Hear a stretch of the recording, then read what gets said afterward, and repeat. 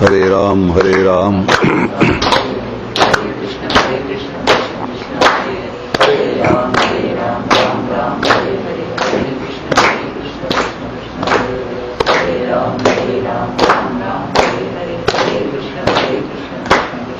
जय जय रघुवीर ज्या आत्म्याविषयी 4-5 दिवस आपण ऐकतोय त्या आत्म्याचंच वर्णन आता या 22व्या श्लोकात चालू आहे. आणि हा जो श्लोक किंवा मंत्र जो आहे तो खूप कॉम्प्रिहेन्सिव्ह असा मंत्र आहे की त्यामध्ये आत्म्यासंबंधी खूप छान माहिती किंवा आत्म्याचं वर्णन, त्याचं स्वरूप अतिशय सुंदर पद्धतीने आणि नेमक्या 4 चरणांमध्ये मंत्राच्या आपल्यासमोर मांडलेला आहे. आणि या प्रत्येक चरणाचा, त्यातल्या प्रत्येक शब्दाचा व्यवस्थित अर्थ आपण लक्षात घेतला तर आत्मस्वरूपासंबंधी काहीशी कल्पना व्हायला आपल्याला मदत होईल. या बाबतीत खूप बेताने जपून बोलावं लागतं. हा मंत्र वाचला की लगेच आत्म्याचा अनुभव येईल असं कधीही चुकून बोलता येत नाही. त्याचं स्वरूप असा थोडासा अंदाज आपल्याला येणं शक्य आहे. त्याचं कसं आहे, या परमार्थशास्त्रासंबंधी किंवा या साधनेसंबंधी एक सूत्र कायमचं सांगितलेलं असतं, तत्कथनम तत्श्रवणम तद्वचनम. म्हणजे सतत तेच सांगा, तेच बोला आणि तेच ऐका. दुसरं काही बोलायचं नाही, दुसरं काही ऐकायचं नाही, दुसरं काही वाचायचं नाही.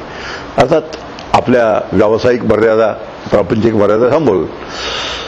यात एकच आहे की आपण आपला नेहमीचा उद्योग किंवा प्रपंच, त्या प्रपंचाच्या जबाबदाऱ्या, त्या संबंधी जे बोलणं असतं, त्या संबंधीचे विचार असतात, त्याहून अनेक विचार अत्यंत अनावश्यक जे असतात, ज्याचा व्यवसायाशी संबंध नाही, प्रपंचाशी संबंध नाही, असे कित्येक विचार आपल्या डोक्यामध्ये असतात.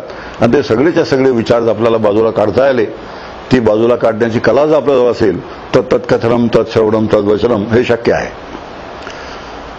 अशी जर थोडी थोडी तयारी करत गेलो आपण प्रपंचामध्ये असतानाच, आपण याला ग्रस्थाश्रम म्हणू. हा जो आपला आश्रम आहे तो ग्रस्थाश्रम आहे. त्याच्या पुढचा एक वानप्रस्थ नावाचा एक आश्रम असतो, हे सहसा आपल्या लक्षात येत नाही. आणि आपला जो ग्रस्थाश्रम असतो त्याला आपण अखंड एक्सटेन्शन देत राहतो. दरवर्षी ग्रस्थाश्रम संपल्यानंतर सुद्धा सेल्फ एक्सटेंडेड झाला म्हणतात, आपणच एक्सटेन्शन द्यायचं, आपणच पुन्हा त्या ग्रस्थाश्रमात राहायचं. आपलं धर्मशास्त्र असं सांगतं की मुलीचं पहिलं बाळंतपण झालं की आपलं ग्रस्थाश्रम संपला पाहिजे.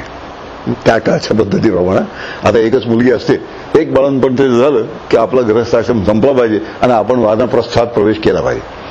आता ग्रस्थाश्रमात हे सगळं ऐकून ठेवलं असेल तर वानप्रस्थामध्ये आपल्याला तत्कथनम तत्श्रवणम तद्वचनम या पद्धतीने जीवन पद्धती ठरवता येते. आपण ज्याला लाईफस्टाईल म्हणतो, ही लाईफस्टाईल ह्या पद्धतीने त्याला अनुकूल ठेवता येते. आणि अशा अनुकूल जर ठेवली तर वानप्रस्थानंतर संन्यासाश्रम प्रत्यक्षात न घेता सुद्धा आपल्याला हा जो अनुभव आहे, हा अनुभव निश्चितपणे येऊ शकतो. पण त्यासाठी हे थोडी डिसिप्लिन ज्याला म्हणतात, डिसिप्लिन जीवन, शिस्तबद्ध जीवन, हे शिस्तबद्ध जीवन मात्र असण्याची आवश्यकता असते. आणि हे शिस्तबद्ध जीवन असेल तर प्रपंचात राहून सुद्धा, म्हणजे प्रत्यक्ष संन्यास न घेता सुद्धा आपल्याला जे मिळवायचं असतं ते मिळवता येतं. अलीकडच्या काळात आपल्याला ठाऊक आहे, मोठमोठे जे संत होऊन गेले तरी कुणी वानप्रस्थ किंवा संन्यास आश्रम स्वीकारलेला नाहीये. मोठी मोठी नावं घ्या, ज्ञानेश्वर महाराज संन्यास नाही स्वीकारला, तुकाराम महाराज संन्यास नाही, एकनाथ महाराजांनी संन्यास घेतला नाही, पावसते महाराज त्यांनी संन्यास घेतला नाही. अलीकडे फार मोठी मोठी नावं आहेत, कुणीही संन्यास आश्रम घेतलेलं नाहीये. आणि एकच कारण आहे की चालू घडीला की चालू युगामध्ये तो आश्रम प्रत्यक्षात घेणं ही गोष्ट अवघड आहे. सोपं काय आहे मग, तर ज्ञानदेवाने संन्यासाची व्याख्या केलेली, मी आणि माझी आईची आठवण, विसरले जयाचे अंतःकरण, तोची संन्यासी जाणं निरंतर. फार सुंदर व्याख्या आहे संन्यासाची. त्याला मनातून आपल्या मी आणि माझं ह्या दोन गोष्टी ज्याच्या मनातून निघून गेलेल्या आहेत, तो प्रत्यक्ष संन्यासाचा आश्रम न घेताही संन्यासी असल्यासारखा असतो. अवघड आहे मात्र, मी आणि माझं सोडणं अतिशय अवघड आहे. आता एक आज विचार करूया आपण, हे मी आणि माझं कसं सोडता येतं. हे आपल्याला पोर्शन पुरा करायचं नाही आहे. आणि याचं कारण आहे, हे प्राध्यापकांचं काम असतं, मार्चच्या आत तो पोर्शन पुरा झाला पाहिजे, विद्यार्थ्यांनी परीक्षा दिली पाहिजे, पास झालं पाहिजे, हे त्यांचं काम. आपल्याला प्राध्यापकी झाडाचं काही करायचं नाही, तर एक साधक आहोत आपण आणि अनुभव घेण्याच्या दृष्टीने आपण काय केलं पाहिजे हा विचार खूप महत्वाचा आहे. आणि यामध्ये मी आणि माझं या संबंधी आपण कसा विचार करावा. एक भाग देव हा शब्द आता ह्या मंत्रामध्ये आहे. देव, देव म्हणजे काय. मागच्या वेळेला थोडासा कोणीतरी मला प्रश्न विचारला देव आहे काय. त्या देवाचाही आज विचार करूया आणि मी आणि माझं संबंधीचाही आज विचार करूया. विचार खूप सोपा आहे, अतिशय सोपा आहे. पण काय असतं, फार सोपं झालं ना ते माणसाला असं वाटतं केव्हाही जमून जाईल, आणि फार अवघड असलं की मग ते फार अवघड आहे म्हणून ते मग जमत नाही. असं दोन्ही बाजूनी पंचायत असते माणसाची. माणूस एक मोठा विचित्र प्राणी आहे. आता सोपं कसं आहे ते आपण बघूया. मी आणि माझं या संबंधी तो विचार करूया. ज्ञानदेवांची या संदर्भात एक ओवी आहे. तैसी अहम ममतेची अलवड सवडी, मातेनं पवतीची बापुडी, जन्म मरणाची दुथडी ढवळती ठेली. आपण जो जो विचार मांडू त्यासंबंधी संतांचे अतिशय स्पेसिफिक सुंदर आपले डोळे उघडणारा विचार आपल्या समोर येतो. तैसी अहम ममतेची अलवड सवडी म्हणजे मी आणि माझं याच्या गोंधळामध्ये माते न पवतीची, भगवान श्रीकृष्णाच्या स्वरूपाला प्राप्त होत नाहीत म्हणजे आत्म्याचा अनुभव घेत नाहीत. आता हे कायमची जोडी आहे. राम म्हटलं की आत्मा, कृष्ण म्हटलं की आत्मा, आत्मा म्हणा ब्रह्म म्हणा काही, दत्त म्हटलं की ब्रह्म किंवा आत्मा, शिव म्हटलं तरी दत्त किंवा आत्मा, जे असेल ते आपलं जे दैवत असेल, आराध्य दैवत, उपास्य दैवत, तर प्रत्येक उपास्य दैवत हे ब्रह्मच असतं, आत्मरूप असतं. हा त्या उपासकाचा आतमध्ये कायमचा निर्णय असण्याची आवश्यकता आहे. म्हणून मी आणि माझ्या याच्या गोंधळामध्ये मातेनं पवतीची म्हणजे माझ्या स्वरूपाला प्राप्त होत नाहीत म्हणजे आत्म्याचा अनुभव घेत नाहीत म्हणजे सुखरूप होत नाहीत. आता हे अशी जुळलेलं पाहिजे सारखं. आत्मा म्हटलं की सद्रूप, चिद्रूप आणि आनंदरूप ह्या तीनच्या आत्म्याशी अखंड सांगड असते. आणि ती सांगड घातली जर नाही तर हा आत्म्याचा अभ्यास जो आहे हा निष्फळ अभ्यास होऊन जातो. ही आता सतत सांगड आतमध्ये जागी पाहिजे. मी आणि माझ्याच्या गोंधळामध्ये मातेनं पवतीची, मग काय होतं त्याचा परिणाम, जन्म मरणाची दुसरी ढवळती ठेली. आता एकातून एक गोष्ट कशी निर्माण होते पाहू.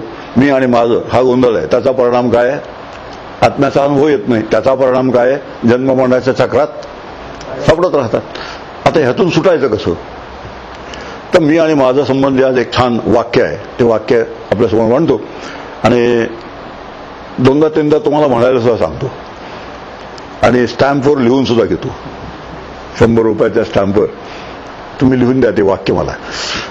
नंतर परत देईन तुम्हाला, स्टॅम्प परत देईन तुम्हाला. जर परवडलं नाही परत देऊन टाकेन, मी काही ठेवून घेणार नाही जवळ.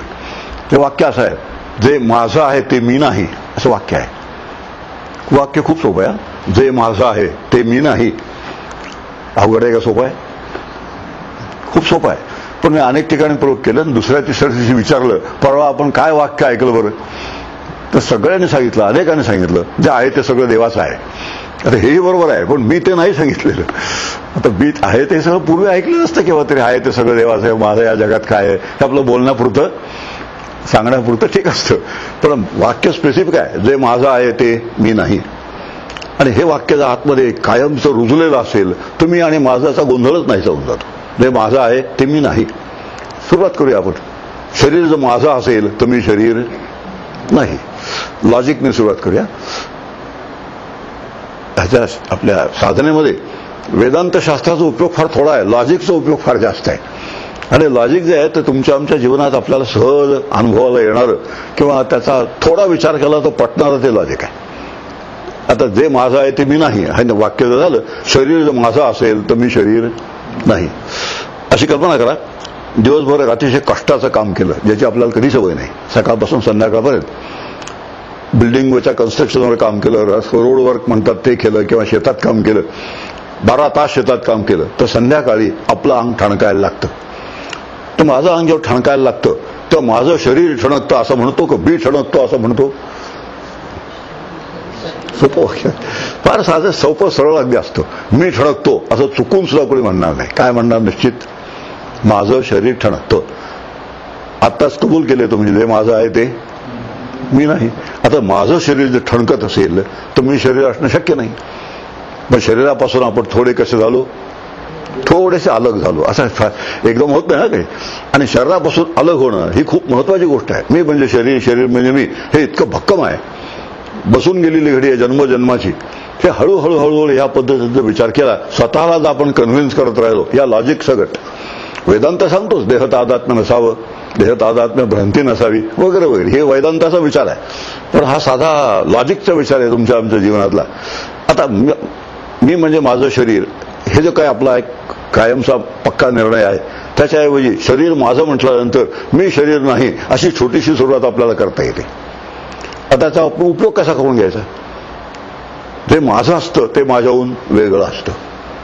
बघा, आता मी तुमच्याशी का बोलतो? तुम्ही माझ्याहून वेगळे आहात. तुम्ही माझं का ऐकता? म्हणजे ऐकून घेता. ऐकता असं म्हणाल तर तयार नाही मी. असं कारण आहे, ऐकणं शब्दाचे दोन अर्थ असतो. माझा मुलगा माझं मुळीच ऐकत नाही ह्याचा अर्थ कानाने ऐकत नाही असं होत नाही. कानाने ऐकतो पण जसं ऐकलं असेल तसं करत नाही. तर ऐकणं शब्दाचे दोन अर्थ आहेत. आता त्याच्यातून आपल्याला एक निर्णय घेता येतो. जे माझ्याहून वेगळं असतं त्याच्याशी मला बोलता येतं का? तुमच्याशी मी बोलतो, तुम्ही माझ्याहून वेगळे आहात. आता माझं शरीर जर माझ्याहून वेगळं असेल तर मला शरीराशी सुद्धा मला बोलता आलं पाहिजे. मग अंग ठणकायला लागल्यावर मी माझ्या शरीराशी बोलतो. हे बघ, तू ठणकतोस हे मला कळतं. कोणाशी बोलतो मी? याला साधना म्हणतात. आम्ही काय करतो? साधना म्हणजे आम्ही काहीतरी ठोकळेबाज कल्पना केलेल्या असतात. सकाळी 10 मिनिटं, संध्याकाळी 10 मिनिटं मी धनाला बसतो, नावाला बसतो, काहीतरी इकडे तिकडे छाछू छाछू करतो की झाली आमची साधना झाली. अशी साधनेची पद्धत आपल्याला कुठेही घेऊन जाणार नाही. जर खरेच अस्सल साधना करायची असेल, इफेक्टिव्ह साधना, ज्याने मला काहीतरी निश्चित हातात मिळेल, पदरात पडेल, अशी साधना करायची असेल ती वैचारिक साधना सर्वात मोठी असते. कृतीची साधना जी असते ती हलकी असते, वैचारिक साधना फार मोठी असते. पण आम्हाला कृतीची इतकी सवय झाली आणि याचं एक कारण आहे, कृती केलेली दिसते, मलाही काहीतरी केल्यासारखं वाटतं आणि दुसराही असं म्हणतो की हा काहीतरी करतोय. दोन ठिकाणी आपल्याला पाहिजे असतं. आपल्याला काहीतरी केल्यासारखं वाटलं पाहिजे आणि दुसऱ्यालाही ते दिसलं पाहिजे. म्हणजे हा काय छान साधक आहे, हा सकाळी 10 मिनिटं, संध्याकाळी 10 मिनिटं सोडत नाही, कधी चुकत नाही नेम, असं लोकांनी म्हटलं की आपल्याला काय वाटतं, थोडंसं बरं वाटतं. आता इथे लोकांकडून जेव्हा पावतीची अपेक्षा असते तेव्हा त्या साधनाला काडी इतकी किंमत नसते. कोणीतरी म्हणावं, आमच्यातले काही जण असतात, मी सगळं ऐकलंय, आता 35-40 वर्ष मी ऐकतोय, सगळे घरातले लोक जेव्हा टीव्ही बघत असतात तेव्हा मी एकटा ज्ञानेश्वरी वाचत असतो. तुम्हाला काय वाटलं? तुम्हाला काय वाटल्याचं काय संबंध? आम्हाला वाटल्याचं काय संबंध आहे? आता घरातले लोक टीव्ही बघत असतील आणि मी जर ज्ञानेश्वरी वाचत असेल त्याचा फायदा कोणाला होणार आहे? मलाच होणार आहे. मग ज्याच्यात मलाच फायदा होणार आहे त्या दुसरा दमदाटी कशाला करायची? तुम्हाला काय वाटलं म्हणून? आता हे तर आहे की कुठेतरी आपण काहीतरी करतो असं सांगावं असं वाटतं, काहीतरी दाखवावं असं वाटतं, दुसऱ्याकडून पावती घ्यावीशी वाटते. आणि असं जेव्हा असतं त्या एक प्रकारे साधनातला तो पोरकटपणा आहे असं समजा हरकत नाही. शब्द वापरायला मी काही भीत नाही, कारण भीत नाहीचं कारण आहे आपल्याला काही मिळवायचं नाही, काही कमवायचं नाही. भेटायची जरूर काय? जिथे काही कमवायचं असतं, मिळायचं असतं ना, तिथं जरा लोकांना सांभाळून घ्यावं लागतं. सगळ्यांना अंधारून गोंजारून असं इथे काही कारणच नाही तसं, कारण संत आम्हाला तसं गोंजारत नाही कधी. जे आहे ते सगळं सांगून बघलं होतात. मग शरीराशी मी बोलतो, हे बघ तू ठणकतोस मला कळतं, तुला मी गरम पाण्याची रात्री आंघोळ घालतो, अंगाला सगळा मालिश करतो, एक ॲस्पिरिनची गोळी देतो, रात्रभर झोप, सकाळी तुला बरं वाटेल. कोणाशी बोलतो मी? असं मी माझ्या शरीराशी बोलायला जर शिकलो तर हळूहळू मी म्हणजे शरीर म्हणजे मी ही सवय लावून घेतलेली आहे, लागून गेलेली आहे, त्यातून थोडीशी आपली सुटका व्हायला लागते हळूहळू. अखंड करण्याचे साधन आहे कायमचं. सकाळी 15 मिनिटं, संध्याकाळी 15 मिनिटं करून ह्याच गोष्टी होत नाही. गोष्ट सांगतो तुम्हाला बाई, म्हणजे हळूहळू करतं. एक विहारच घेतलेला माणूस होता,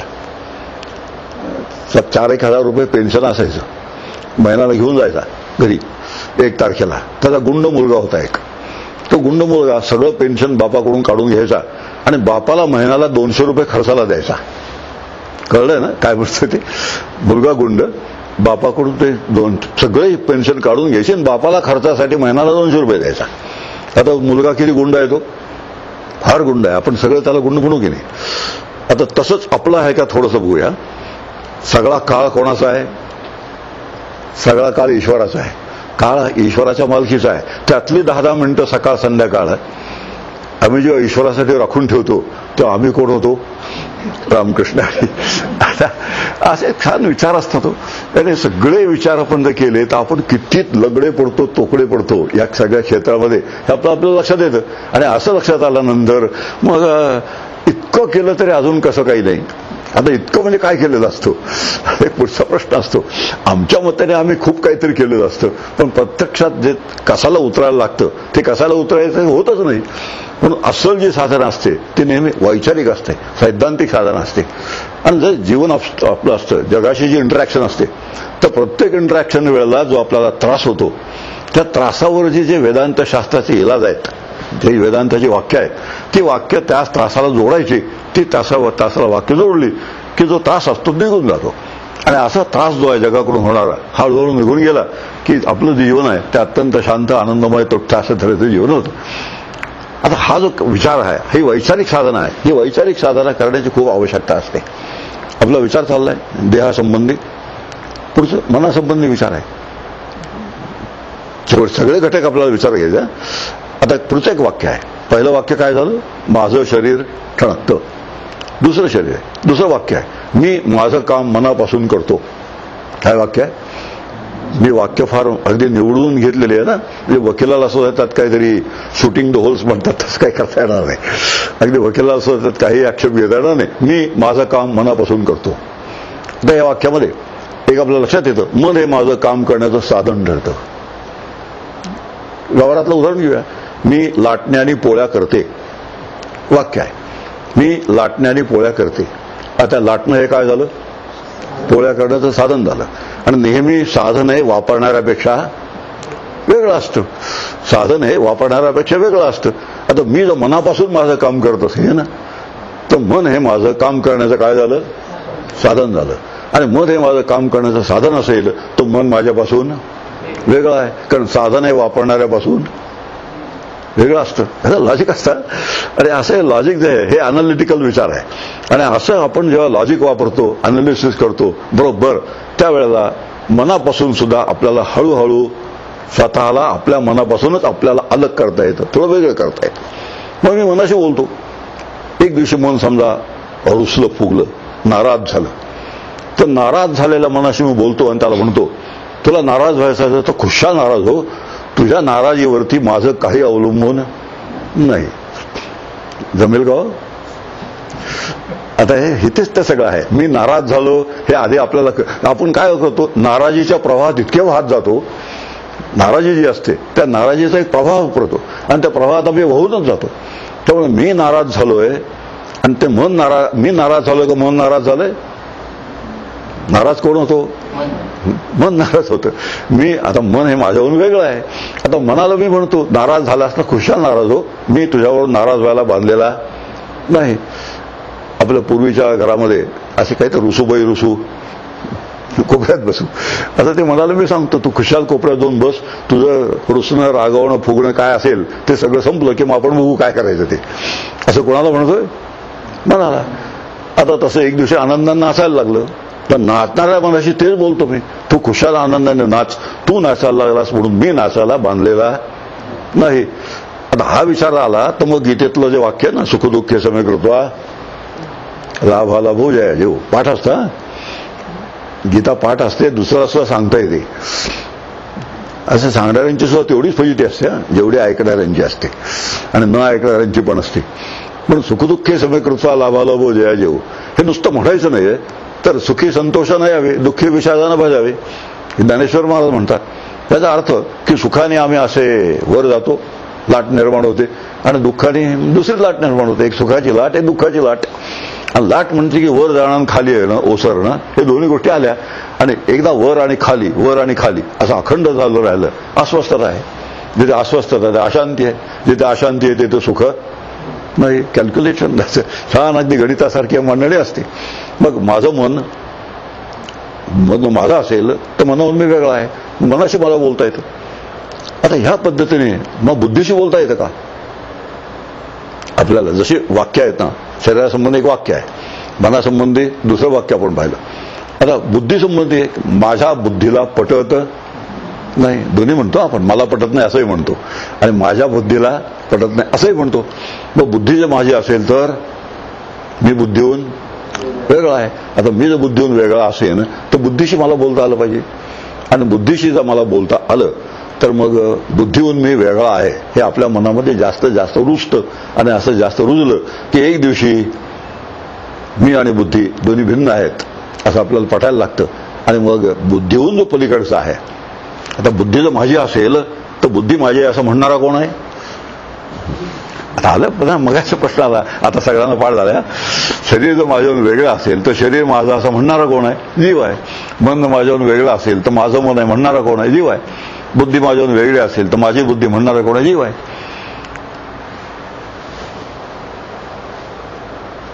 वाक्य सांगतो या बुद्धीच्या संदर्भात आणखी एक वाक्य, ते फार सुंदर आहे. इथं थोडा घोटाळा आहे. काय, मलाही पटतं असं म्हणतो आणि माझ्या बुद्धीलाही पटतं असं म्हणतो, दोन्ही. आता थोडा एका वेळेला वकिलाला यात चान्स आहे. काय ते माझं बुद्धी आणि आपण एकच आहोत, मग माझी बुद्धी कशी असेल? तर खरं वाक्य त्यातलं असं आहे, ऐन वेळेला माझ्या बुद्धीने मला दगा दिला. आता कसं छान वाक्य आहे, ऐन वेळेला माझ्या बुद्धीने मला दगा दिला. म्हणजे आठवायला पाहिजे होतं ते आठवलं नाही. आता अशी जेव्हा बुद्धी मला दगा देते त्यावेळेला मी बुद्धीशी बोलतो, हे बघ नीट अभ्यास कर, नीट लक्षात ठेव, पुढच्या वेळा असं होता कामा नये. कोणाशी बोलतोय? बुद्धीशी बोलतोय. आणि असं जर मी बुद्धीशी बोलायला शिकलो तर एक दिवशी मी आणि बुद्धी वेगळे आहोत असा येईल. मग बुद्धी कोणाची? माझी. म्हणजे कोणाची? जीवाची. मग मी जीव आहे का आत्मा आहे? झालं सोहम. ती सोहम साधना आपल्याला काय सांगते? मी जीव सुद्धा नाहीये, मी कोण आहे? मी आत्मा आहे. असं ह्या पद्धतीने आपण जर बसवून घेतल्या सगळ्या घड्या, त्या सगळ्या घड्या बसवून घ्यायची जबाबदारी साधकाची असते. आणि असं एकही जबाबदारी पार न पाडता जे नुसतं कुठून उठू, सकाळी 10 मिनिटं, संध्याकाळी 10 मिनिटं, मी सातत्याने सांगतोय. कारण असे खूप जण आहेत, त्यांच्या त्यांच्या पद्धतीने काय मेडिटेशन म्हणतील, नामसाधना म्हणतील, ध्यानसाधना म्हणतील, काय त्यांची जी नावं असतील ती सगळीच्या सगळी देतील. आणि 10 मिनिटं 15 मिनिटं अशा पद्धतीने करून आजपर्यंत कोणाच्या काही हाताला आलेलं नाही. हे वास्तव आहे. हे वास्तव संत सातत्याने आपल्याला सांगत असतात. म्हणून परमार्थाच्या मार्गात प्रगती करायची असेल तर नुसतं शास्त्र चालत नाही, संतांच्या मागोमाग गेलं पाहिजे. कारण संत हे प्रत्यक्ष शास्त्र जगलेले असतात. शास्त्रात जे सांगितलं अनुभवलेलं असतं आणि शास्त्रात सांगितलं अनुभवून त्याने आपल्यासमोर ते ठेवलेलं असतं. आणि म्हणून शास्त्रज्ञांपेक्षा म्हणजे उपनिषदांच्या ऋषींपेक्षा सुद्धा संतांचं महात्म्य फार मोठं आहे. प्रत्यक्ष भगवंतापेक्षा सुद्धा संतांचं महत्व जास्त आहे. भागवतामध्ये भगवान श्रीकृष्ण स्वतः सांगतात ना, तू माझ्या नादाला लागू नको, माझी जी रुपडी आहे दुसरी, संत माझी रुपडी आत्मज्ञाने चोखडी असं ज्ञानेश्वर महाराज म्हणतात. त्यांच्या नादाला लाग, काय शिकायचं ते त्यांच्याकडून शिक, माझ्याही नादाला लागू नको. कारण मी आता आहे मग नाही. संत मात्र अखंड चला कल्पतरूचे हरव चेतना चिंतामणी जगावं. भगवंताचा अवतार युगायुगातून एखादंच होईल, पण संत अखंडच आहे त्यांचा प्रवाह. तर माझ्यावर विश्वास ठेवून जाऊ नको, कारण मी आज आहे उद्या नाही, पण संतांचा प्रवाह मात्र अखंड चालू आहे. हे सगळं भगवंताचं सांगणं असतं. हे सगळं आपण लक्षात घेतलं तर आपली जबाबदारी आपल्याला कळते. आणि मग बुद्धी आता त्याच्या पुढचा आहे, न परवडणारा भाग आहे. आता एक दिवशी माझा एक मित्र माझ्याकडे आला, तो मला म्हणाला, खरं सांगणार का रे तू? काहीतरी आमचा विचार चालू होता. मी म्हटलं, तुझ्या प्राणाची शपथ घेऊन खरं सांगतो. तू म्हणाला, हे असं कसं चालेल? तू काही वाटेल ते सांगशील, प्राण माझे, काही झालं तर माझा होईल. बरं म्हटलं, जाऊ द्या, थोडं वाक्य बदलूया. माझ्या प्राणाची शपथ घेऊन खरं सांगतो. प्राण कोणाचे झाले? झालं मगाचा नियम आहे, प्राण माझे झाले. जर प्राण माझे असतील तर मी प्राण नाही. मग प्राण जर माझे असतील म्हणजे मी प्राण नसेन, तर प्राण गेले तरी हरकत. आता आईली पंचायत न परवडण्याचा भाग इथे आहे. सगळे श्रोते आजपर्यंत ज्यांना मी हे सांगितलं ते म्हणतात, जो खुर्चीत बसून सांगतो त्याचे जाऊ द्या, आमची काही तक्रार नाही. आता इथेच तर सगळं आहे. आणि इथेच तर सगळं जिंकायचं असतं, ते इथे जिंकायचं असतं. प्राण जर माझे असतील, प्राण आहे तरी मी आहे, प्राण नाही तरी मी आहे, म्हणून प्राण गेले ते हरकत नाही. आणि अशा मनस्थितीमध्ये संत जेव्हा राहतात तेव्हा खुशाल म्हणतात, आम्ही जातो आमच्या गावा, आमचा राम राम घ्यावा. अधिक देखणे तरी निरंजन पाहणे. हे काय, तर नुसता छान भीमसेन जोशी आवाजात ऐकायचं असतं. बरं, त्याचा ताल कसा आहे, आवाज कसा आहे, रागदारी कशी आहे, चाल कशी आहे, ते सगळं पाहायचं असतं. साथ कशी आहे वाद्यांची, ते सगळं पाहायचं असतं. पण म्हणजे काय ते पाहायचं नसतं. सगळ्यांची एक ठराविक पद्धत आहे. म्हणजे काय, आणि अधिक देखणे तरी निरंजन पाहणे. आणि कुठे राहणे मना आले, जे अस्सल तत्व आहे, खरं तत्व आहे, ज्याला आपण आत्मा म्हणतो, ब्रह्म म्हणतो, त्या ठिकाणी एकत्र होऊन त्याच्याशी एक रूप राहावं असं आता मला वाटतं. त्यातून ज्ञानदेवांसारखे संत सुद्धा आता त्याच्याशी एक रूम राहायचं असेल तर हे गेलं पाहिजे, पण हे जाण्याची त्यांना यत्किंचित फिकीर नाही आणि आपल्याला ते हे जाण्याची कल्पना सुद्धा होत नाही. एवढा जो मोठा फरक आहे. ही मोठी दरी आहे आणि ही दरी भरून काढण्याला साधना म्हणतात. ते आणि आपण यांची जी मोठी दरी आहे ती दरी भरून काढण्याला साधना म्हणतात. 4-5 दिवसात जर साधनेचे असे सगळे आयाम सांगायला लागलो तर 60-70 साधनेचे प्रकार आपल्यासमोर येतील, त्याची आम्हाला कधीच कल्पना नसते. आमची साधना म्हणजे बघायचं जाईल तसं 10 मिनिटं मेडिटेशन, TM असं जरा मोठं नाव दिलं म्हणजे आणखीन बरं वाटतं. 10 मिनिटं नाम, किती घेतलं, काय घेतलं वगैरे त्याचं सगळं ती तयारी असते. ध्यानाला बसले, काय एखादं पारायण केलं, थोडे एक अध्याय वाचला आणि देवाला एक नमस्कार, जाता जाता काय त्यात घाई गर्दीचं जीवन असतं. देव हा आमच्या घरामध्ये सबटेनंट सारखा राहतो. सबटेनंट म्हणजे माहिती असेल तुम्हाला, एक आपलं आमचं घर असतं, त्याच्यामध्ये एक छोटंसं त्याला जागा दिलेली असते, त्याच्यामध्ये आपला तो बिचारा राहतो बिनभाड्याचा, काही भाडं न जाता. ऑफिसला जाता जाता एक इकडे टाय बांधायचा असतो, एकदा मोजे घालायचे असतात, शर्ट चढवायचा असतो, इकडे देवाला त्याच रुटीन मधलं ते एक देव असं काहीतरी जे होतं. ठीक आहे, काही न करण्यापेक्षा ते बरं आहे, पण खरं जे काही असतं ना ते ह्याहून अगदी वेगळं असतं. आणि खरं जे आहे ते जोपर्यंत कळत नाही, आता आपल्याला कळलं जे माझं आहे ते मी नाही, हे सगळ्या गोष्टी जर माझ्या असतील तर ते मी नाही, मग मी कोण आहे? म्हणजे आपला राहता जीव. पण शास्त्र आपल्याला सांगून सांगतं की तू जीव सुद्धा नाहीस, तू कोण आहेस? तत्वमसी. झालं आता महावाक्य झालं दुसरं, ते तू आहेस. आणि ते तू आहेस हे गुरुनी मला सांगायचं असतं आणि त्याचं मी रूपांतर करून घ्यायचं असतं, कन्व्हर्जन, की ते मी आहे. गुरुनी मला सांगायचं तत्वमसी, मी करून घ्यायचं त्याचं रूपांतर ते मी आहे. म्हणजे सांगताना गुरु सांगतात तत्वमसी आणि साधना करताना मी म्हणतो सोहम, नाही तर आम्ही तत्वमसीच गोकत बसू. आता असे सगळे प्रकार आमच्या या क्षेत्रामध्ये आहेत. हे कन्व्हर्जन करावं लागतं, त्याचं रूपांतर करून घ्यावं लागतं. आणि ह्या पद्धतीने विचार केला तर मी आणि माझं हा जो गोंधळ आहे आणि मी माझ्या गोंधळातून आपली सुटका होऊन जाते. आणि अशी सुटका झाली माते न पवतीची ऐवजी माते पवतीची, फरक झाला. आणि मग जन्ममरणाची दुथडी ढवळीची ठेली हा जो भाग आहे तो निघून जातो आणि जन्ममरणाच्या चक्रातून सुटका होते.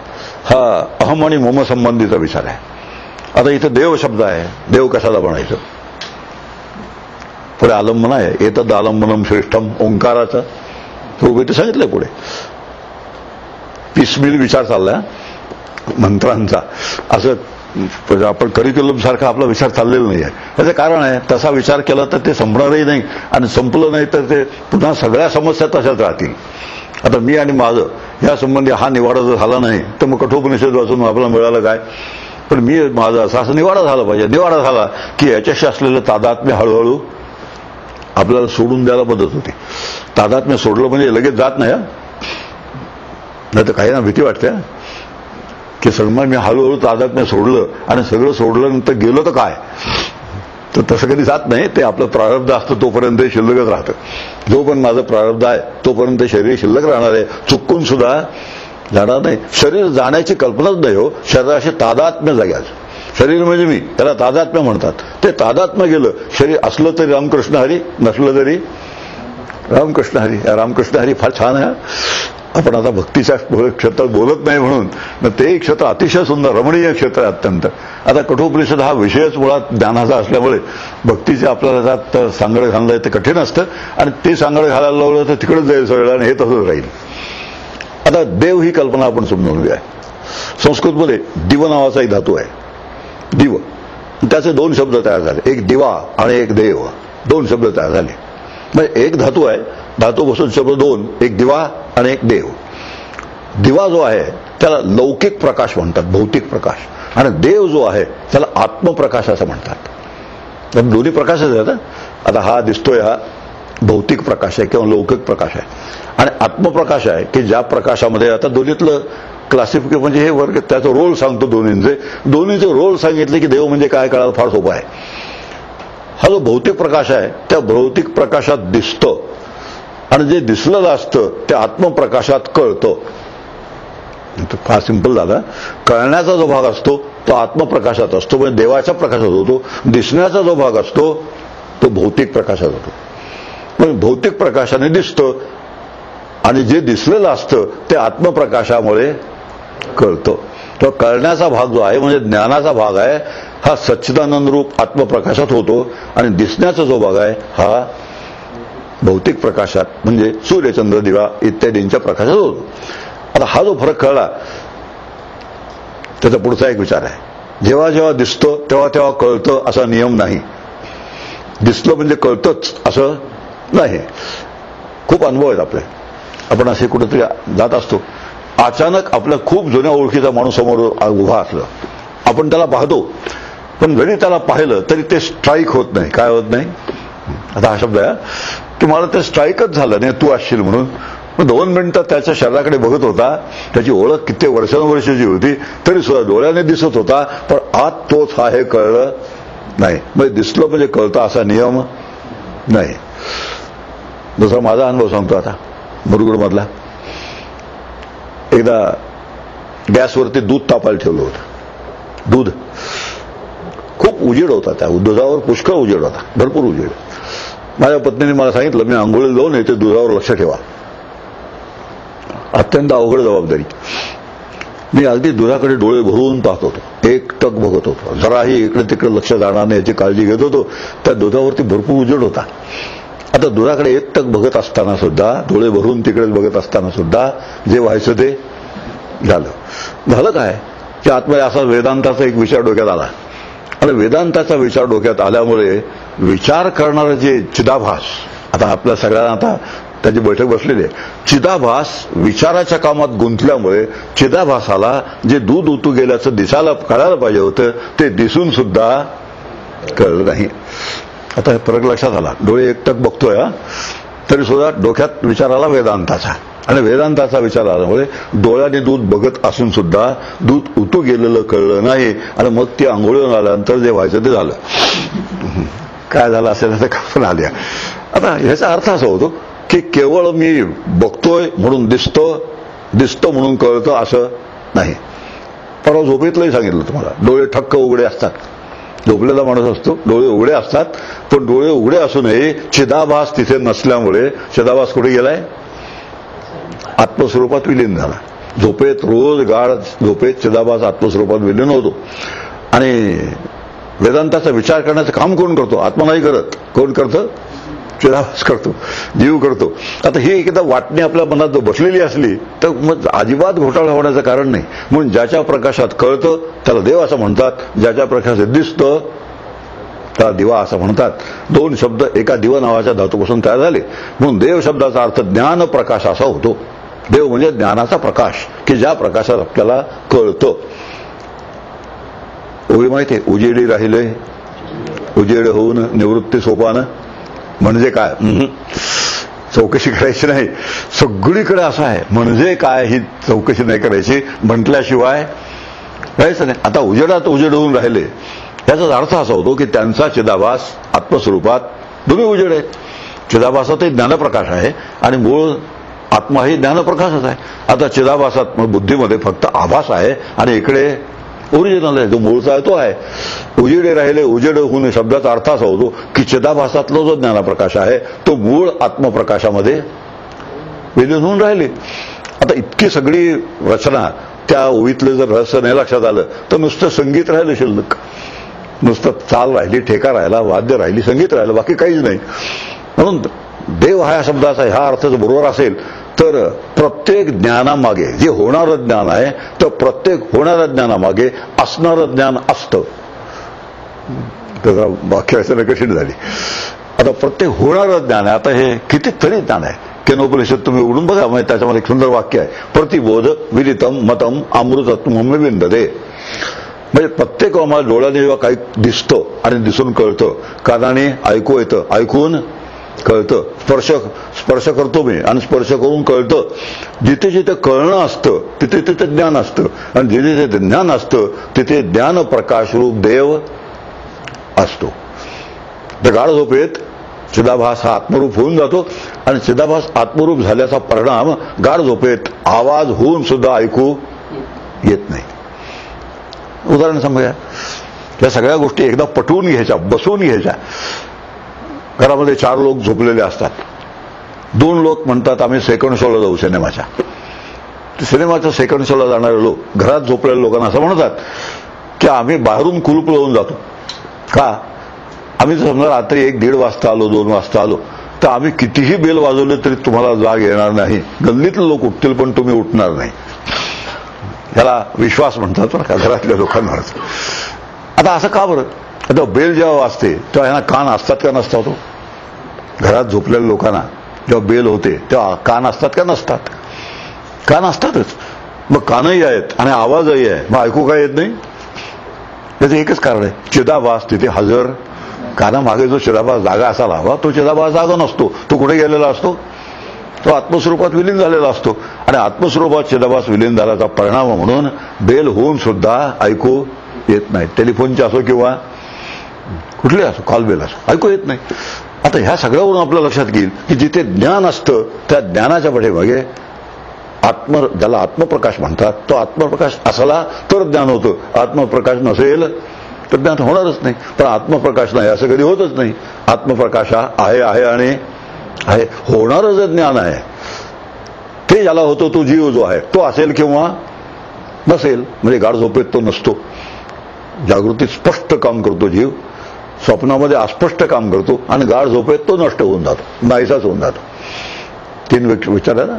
जागृतीमध्ये जीव हा स्पष्ट असतो, गाढ स्वप्नामध्ये अस्पष्ट असतो आणि गाढ झोपेत जवळपास नष्ट होतो. कशावरून? विचार आहे ना. आता एक लक्षात आलं असेल की साधन हे विचाराने ठरतं. अध्यात्मशास्त्र हे विचाराचं शास्त्र आहे. आणि जोपर्यंत हे सगळे विचार सोपे असतात ना, समजावून घ्यायला लागलं की अतिशय सोपं आहे. पण जोपर्यंत आम्ही समजावून घेत नाही, का समजावून घेत नाही? मोटिवेशन झालेलं नसतं. का मोटिवेशन झालेलं नसतं? मला आनंदरूपात जीवन जगायचं आहे हे ठरलेलं नसतं. कारण आम्हाला व्यवहारामध्ये एक धागा सुखाचा, 100 धागे दुःखाचे. तर रडत रडत म्हणतो ते ऐकायची सवय लागलेली असते. आम्ही असं म्हणतो एक सुद्धा दुःखाचा धागा असता का म्हणे. ते तर 100 धागे कबूल करतात. एक धागा सुखाचा, 100 धागे दुःखाचे. हा पराभूत मनोवृत्तीचं लक्षण आहे. वेदांत शास्त्राच्या दृष्टीने हे पराभूत मनोवृत्तीचं लक्षण आहे. आमच्या जीवनात एकही दुःखाचा धागा असता का म्हणे. सगळेच्या सगळे सुखाचे धागे असले पाहिजे अशी वेदांत शास्त्राची प्रतिज्ञा आहे. मग त्यावरच अवलंबून आहे आनंदाची रुही आनंद तरंग, आनंदाची अंग आनंदाचे. आता ही जी काय आहे ही पॉझिटिव्ह थिंकिंग आहे. आणि हे पॉझिटिव्ह थिंकिंग आपण ज्या व्यवहारामध्ये सारखं त्या पॉझिटिव्ह थिंकिंग नावाच्या ओरडतो, हे पॉझिटिव्ह थिंकिंग आहे. माझ्या जीवनात दुःख असेलच कसं, एक दुःखाचा एवढा सुद्धा धागा असता का म्हणे. सुखरूप जीवन असलं पाहिजे, हे पॉझिटिव्ह थिंकिंग आहे. ह्याला अर्थात पारमार्थिक पॉझिटिव्ह थिंकिंग म्हणतात ना. व्यवहारातलं ते खातं वेगळं आहे, ते व्यवहारातलं सगळं प्रकरण वेगळं आहे. आता आपला विचार चालला की जिथे ज्ञान असतं, मी मगाशी म्हणत होतो का ऐकू नाही आलं, एकच कारण आहे की कानामागे जो जागा लागतो तो जो चिदाभास आहे, तो चिदाभास आत्मरूप झाला. आणि आत्मरूप झाल्यामुळे जरी कान असले तरी ऐकू येत नाही. इव्हन जागा असताना सुद्धा जर चिदाभास दुसऱ्या कामात गुंतलेला असेल तर आवाज होऊन सुद्धा ऐकू येणार नाही. आमचा शिवतरगळीचा अनुभव आहे. ऑगस्ट महिन्यात जातो, मी प्रचंड धबधबा असतो.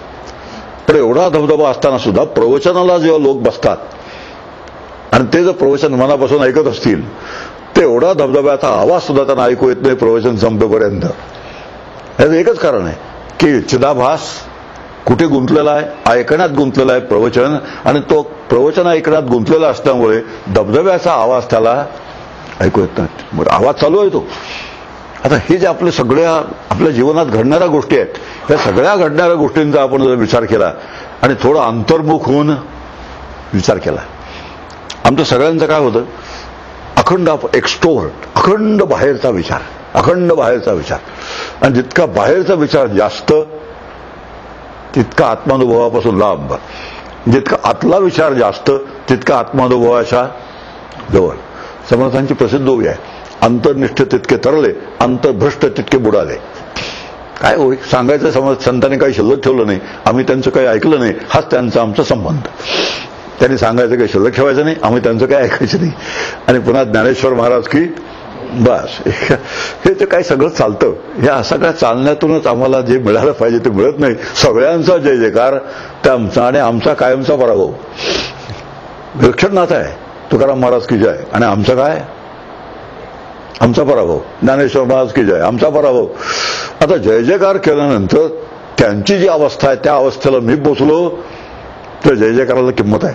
आणि नसता जय जयकार करत राहिलो तर दोन ध्रुवावर दोघे आपण, तू तिकडे मी इकडे. ही जी वाटणी आहे ज्ञानेश्वर महाराज, त्या ध्रुवावर राहायचं, मी ह्या ध्रुवावर राहायचं, दोन्ही आपापल्या ठिकाणून हलायचं नाही. ही जी काही एक आहे पद्धत बसून गेलेली, घडी बसून गेलेली, त्या बसून गेलेल्या घडीमुळे आपल्याला त्यातलं खरं जे वैभव असतं त्या वैभवाचा अनुभवच येत नाही. म्हणून देव शब्दाचा अर्थ या पद्धतीने आपण पाहिला की ज्याच्या प्रकाशात दिसतं त्याला दिवा म्हणतात, ज्याच्या प्रकाशात कळतं त्याला देव असं म्हणतात. मग आता देव कुठे आहे? आता पुढचा प्रश्न आला, देव आहे कुठे? आणि त्यालाच असं म्हणतं की देव आत आहे. तो ज्ञानप्रकाशाच्या रूपाने आपल्या सर्वांच्या आत भरून राहिलेला आहे. आणि आत असल्यानंतर मग त्याला बाहेर का आणायचा? आत जर देव आहे तर बाहेरच्या देवाचं काय? मग जे आमच्या देवघरात बसलेले आहेत त्यांची काय व्यवस्था? आता एक सगळा पुढचा विचार आहे. इथेच म्हटलं एतदालंबनम श्रेष्ठम. आता पुढचा मंत्रच आहे तो. हा जो देव आहे तो देव आमच्या कॉम्प्रिहेन्शनच्या पलीकडे आहे. म्हणजे ज्याला आपण आत्मप्रकाश म्हणतो, ज्याला ज्ञानप्रकाश म्हणतो, तो ज्ञानप्रकाश आम्हाला पटकन पकडता येत नाही. पटकन आमचा तो आवाक्यात येत नाही, पटकन त्याला पकडता येत नाही, धरून बसता येत नाही, त्याचं चिंतन करता येत नाही. कारण ज्याच्या सत्तेवर चिंतन करायचं, ज्याच्या आधाराने चिंतन करायचं तोच मी असल्यामुळे ज्या वेळेला मी चिंतन बंद करतो त्यावेळेला तो असतो, चिंतन सुरू केलं की तो हरवतो. जाऊ दे, चांगदोपासष्टीचा विषय आहे. जवळजवळ आभासे तव तव लपे, जवळजवळ लपे तव तव आभासे. फार सुंदर विषय चांगदोपासष्टीमध्ये. आपण जर त्याचा अभ्यास केला तर आता इथे सगळी पंचायत आहे. अत्यंत सुंदर अभ्यास आहे, अतिशय रमणीय आहे. पण त्याच्याऐवजी आम्हाला स्ट्रेट टाइम्स, तिकडे काय घडलं, इकडे काय घडलं, जगात काय घडलं, शेजारी काय घडलं, पलीकडे काय घडलं, नातेवाईकात काय घडलं. आता हे सगळे ज्या चौकशा आहेत त्याला पूर्वी एक जातीवाचक नाव होतं. आता ते मी जातीवाचक नाव घेत नाही, त्याला गॉसिप असं एक म्हणतात. आणखी एक ते प्रकरण आहे. आता हे सगळं जे आहे हे एक्स्ट्रोवर्ट, सगळंच बाहेर बाहेर बाहेर, सगळं बाहेर. आणि हे सगळं बाहेर बाहेर बाहेर बाहेरचं जे जीवन आहे ते बाहेर बाहेरचं जीवन हे दुःखदायक आहे. आणि आतलं जे जीवन आहे, अंतरंगातलं जीवन आहे, ते अंतरंग ह्या पद्धतीने बसवून घेतले असतील, घडवून घेतले असतील तर अत्यंत आनंदमय जीवन आहे. पण त्या अंतरंग ते घडवून घ्यायचे म्हणजे त्याला जरा कष्ट आहेत, त्याला थोडा विचार आहे, थोडा कष्ट आहे. आणि जे प्रवाह आहे ना जीवनाचा, त्या जीवनाच्या प्रवाहाच्या विरोधात जावं लागतं.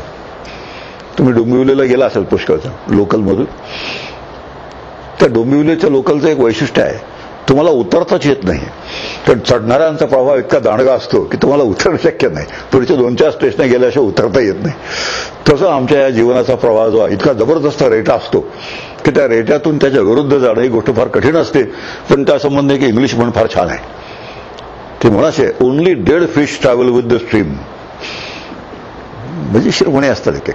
Only dead fish travel with the stream. फक्त मेलेला मासाच प्रवाहाबरोबर हा जातो. तो जिवंत असेल तर प्रवाहाबरोबर हा जाणार नाही. तो म्हणे पलीकडचा प्रवाहाच्या पलीकडे काय आहे, अलीकडे काय आहे, आलो कुठून, खाली काय आहे, जिथे जातो प्रवाह तिथे काय आहे. हे सगळा क्वेस्ट जो आहे, ही जी चौकशी आहे, ही चौकशी केव्हा केली? जिवंत असेल तर. आम्ही जो प्रवाहाबरोबर वाहत जात असू तर आम्ही कसे असू? रामकृष्ण हरी. आता असं ते मी म्हणणं मी प्रिफर करत नाही. ज्याने आपलं जास्त त्याने म्हणावं. म्हणून हा एक जो प्रवाह आहे ते जीवनाचा प्रवाह आहे, कोणाला चुकलेला नाही तो. पण त्या प्रवाहावर वाहत जाणं हे जे म्हणतात ते वाहत न जाता आम्ही तर थोडी चौकशी केली. ज्याला आपण चौकशी म्हणतो, क्वेस्ट म्हणतो आपण त्याला. आणि क्वेस्ट कशाचा? सत्याचा क्वेस्ट असतो हा. कारण जो आत्मा आहे त्याला सत्य असं म्हणतात, जे ब्रह्म आहे त्याला सत्य असं म्हणतात. आणि ते सच्चिद आणि आनंदरूप आहे. आणि असं सच्चिदानंद जे असतं ते आपल्याला अत्यंत शांत करणारं, तृप्त करणारं, समाधान देणारं, निर्भय बनवणारं असतं. आणि ह्यामध्ये सगळ्या जीवनाचं सार्थक आहे हे वेदांत शास्त्र आणि संत गरजून सांगतात नेहमी. आणि त्यासाठी हा जो विचार आपल्या समोर आहे तो ह्या पद्धतीने देव शब्द आपण समजून घेतला. आणि देव कुठे आहे? मग या उपाधी माझी गुप्त, चैतन्य असे सर्वगत, ते तत्वज्ञ संत स्वीकारी. ती ज्ञानदेवांची ओवी आहे. ही जी उपाधी आहे म्हणजे शरीर आहे. ह्या उपाधीमध्ये म्हणजे शरीरामध्ये सबन शरीरभर चैतन्य व्यापून आहे. उपाधी म्हणजे नसती कटकट. उपाधीला काय म्हणतात? नसती कटकट. आता ह्याला नसती कटकट म्हणणं परवडेल का आपल्याला? शरीराला नसती कटकट म्हणणं परवडेल का? नाही परवडत. पण एक वेळ अशी येते की गेलं तर आपल्याला वाटतं असं नाही, आपल्या भोवतालच्या लोकांना सुद्धा वाटतं. जाऊ द्या, खूप आजारी असेल 80-80 वर्षाचे असतात, 80 वर्षाचा सारख्या काहीतरी तक्रारी असतात, आणि सारख्या तक्रारी म्हटल्यानंतर मनातल्या मनात तरी वाटतंच ना. त्यालाही वाटतं आपण गेलो तर बरं, आणि भोवतालच्याला वाटतं हे गेले तर बरे. म्हणजे असं म्हणतात ना, त्यांच्या भल्यासाठी म्हणतात की त्यांना त्रास होतो तर आम्हाला बघवत नाही म्हणून गेलेले बरे, हे बोलण्याची पद्धत आहे. पण खरं ह्यांना जो त्रास होतो त्यांच्यामुळे त्यासाठी ते नको असतात. आता मग उपाधी आहे की नाही? नसती कटकट आहे की नाही? आता सुरुवातीपासून जिकडे उपाधी म्हणून पाहायला शिकलं तर ऐन वेळेला उपाधी म्हणून नाही बघता येत. ट्रेनिंग लागतं. शेवट ही उपाधी आहे हे ट्रेनिंग पहिल्यापासून असेल तर शेवटी फार सोपं जातं.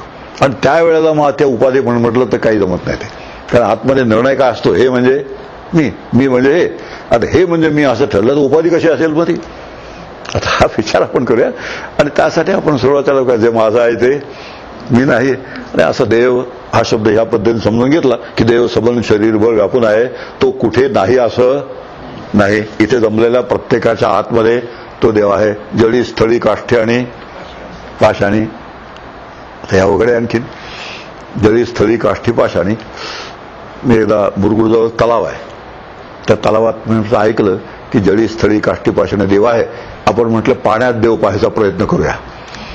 मी गेलो आणि तलावामध्ये बघितल्याबरोबर गावातल्या सगळ्या डॉक्टर्सना मी पाण्यात पाहू लागलो. तर मराठी भाषा मोठी छान आहे. आता गावातल्या सगळ्या डॉक्टर्सना मी पाण्यात पाहू लागलो.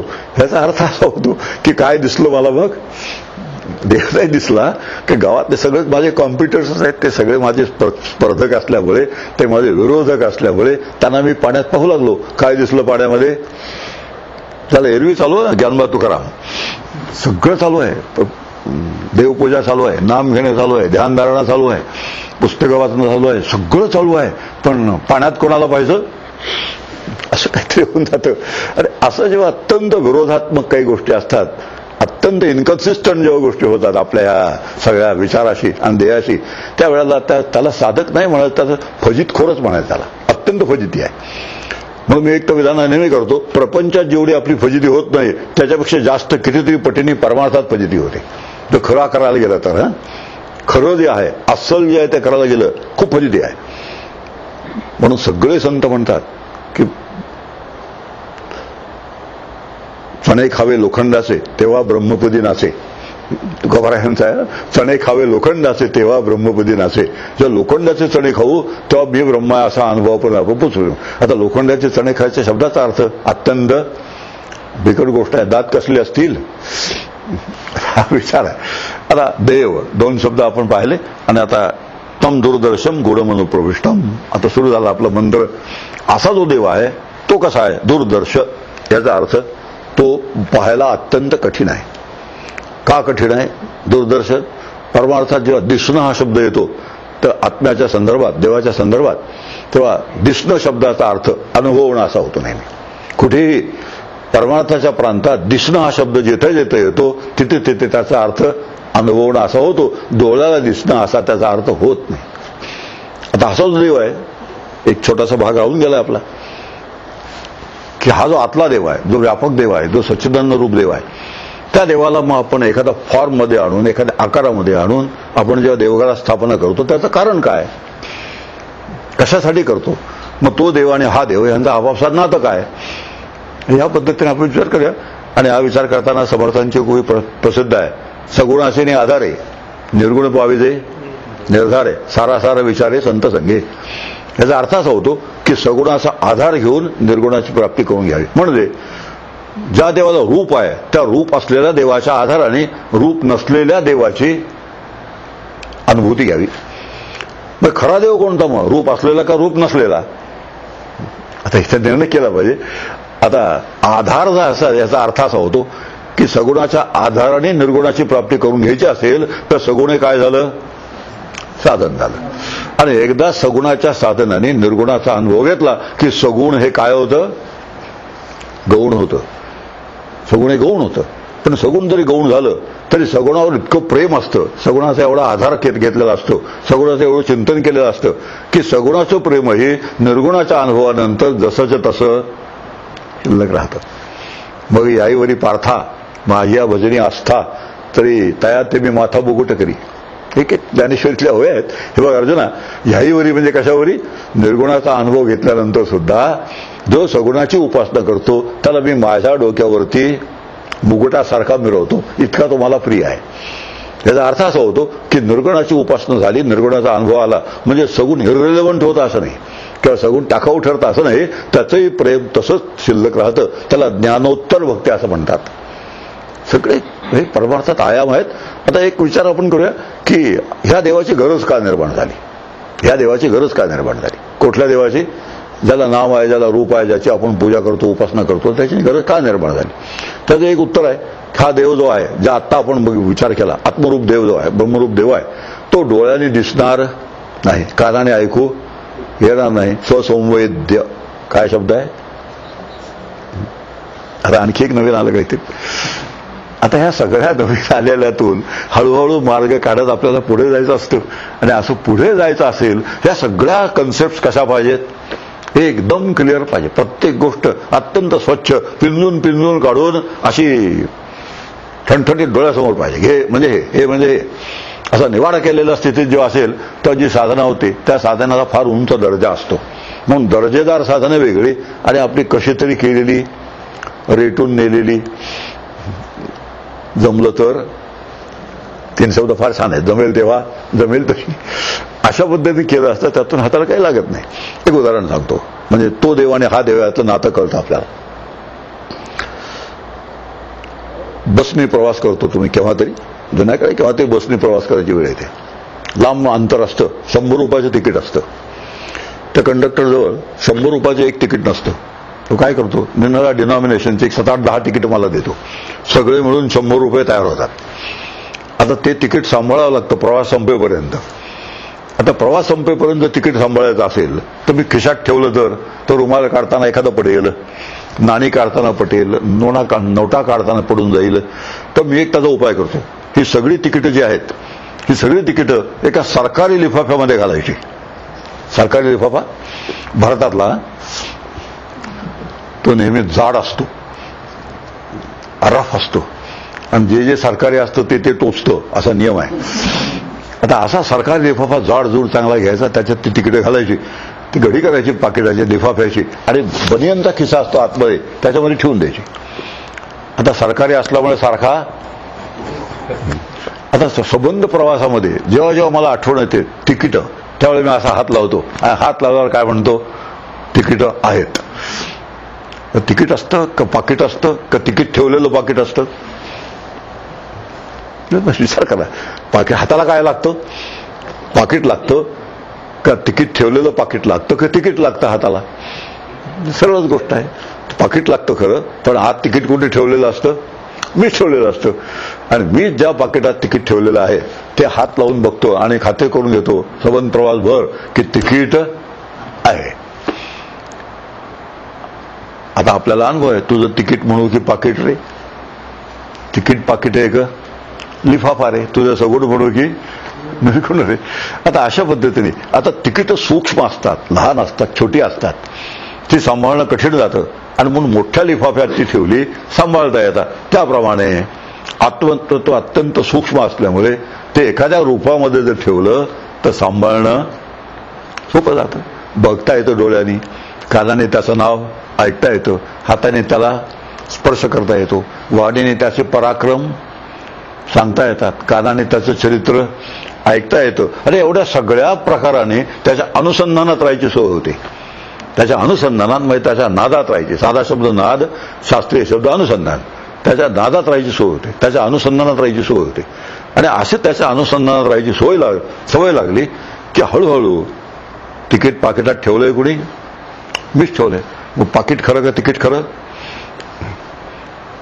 आता काही दिवसाने काय होतं, तर पाकिटाला त्या तिकिटाचा दर्जा येऊन जातो. पाकिटाला तिकिटाचा दर्जा येतो, आणि पाकिटाला तिकिटाचा दर्जा आला की आपण पूजा जी करतो ती पाकिटाची. हळद कुंकू कोणावर व्हायचं? पाकिटावरती.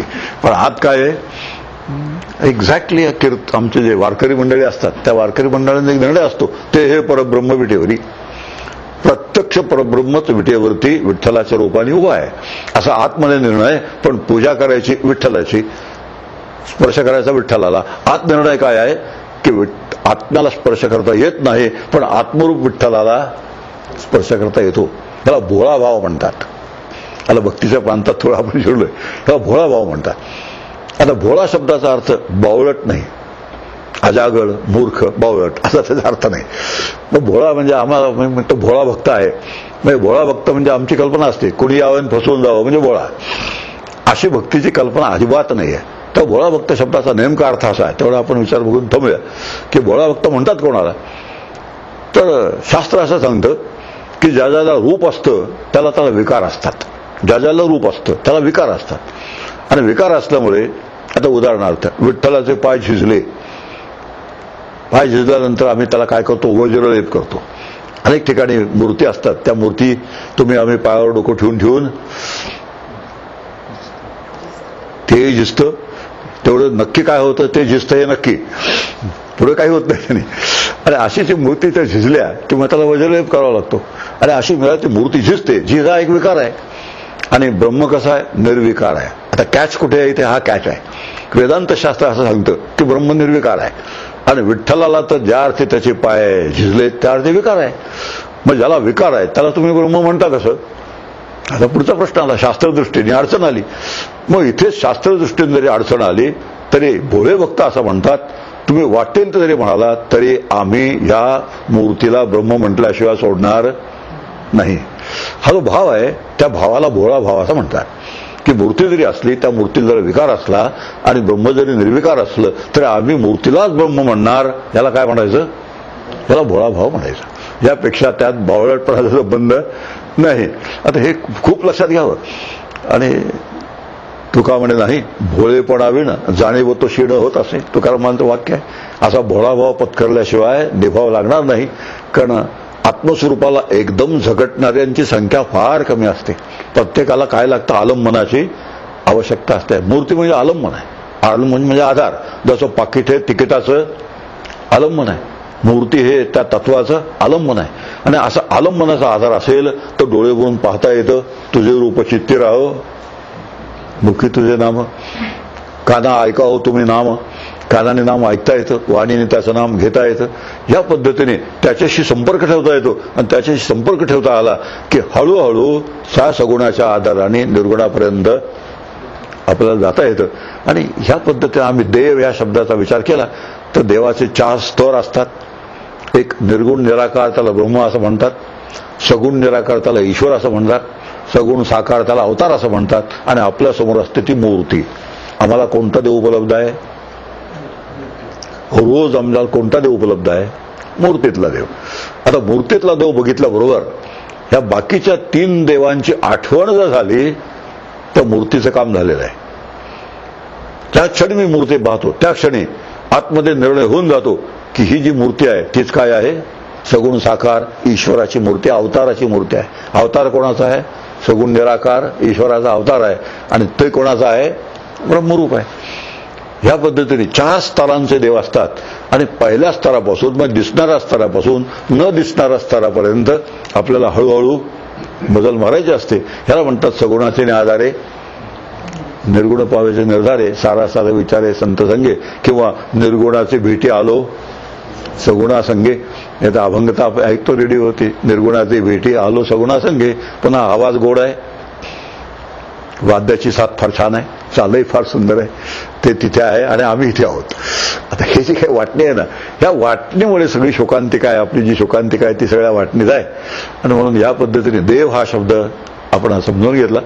नंतर मी आणि माझं यातला जो गोंधळ आहे त्या गोंधळासंबंधी विचार केला. त्यातून बाहेर कसं पडायचं यासाठी मेथड कोणती आहे ती मेथडही आपण पाहिली. आणि अशी घडी बसून घेत जेव्हा आपण थोडी पुढे जातो त्यावेळेला आपल्या साधनाला काहीतरी आकार येऊन जातो. आणि असा आकार आला त्या साधनेला की समाधान वाढत जातं. एक नक्की आहे की जर समजून घेतल्यानंतर जे आपण एखादी कृती करतो त्यातून समाधान वाढत जातं. पुढचे जे आनंद असतात ते मिळत जातात आणि काही समजून न घेता काहीतरी करत राहिलं तर पुढचं समाधान मिळत नाही, आनंद मिळत नाही आणि मग जे यांत्रिक पद्धतीने ठरलेली गोष्ट ठरलेल्या वेळेला ठरलेल्या पद्धतीने करत राहायची आणि काय व्हायचं त्याच्यावर फुलं व्हायची. काय जे असतं ते रुटीन ज्याला म्हणतात तसं रुटीन. एक शेवटचं वाक्य सांगतो की मरणाला रुटीन आहे पण रुटीनला मरण नाही. मरणाला रुटीन आहे, कधी ते चुकत नाही, सगळ्यांच्या मागे लागल्याशिवाय राहणार नाही, पण रुटीनला अजिबात मरण नाही, अखंड रुटीन चालू राहतं. रुटीन रुटीन रुटीन, ह्याचं रुटीन त्याचं रुटीन, त्याचं देवाचं रुटीन, पूजेचं रुटीन, अध्यात्माचं रुटीन. असं रुटीनमध्ये ते एकदा घातलं की ते सगळं जो व्हायचा तो घोटाळा होऊन जातो. म्हणून रुटीनमध्ये न घालता समजले आणि वर्तले त्याचे भाग्यपुरुष बोले आपण सातत्याने म्हणतो. थांबे. पुंडलिक वरद हरी विठ्ठल.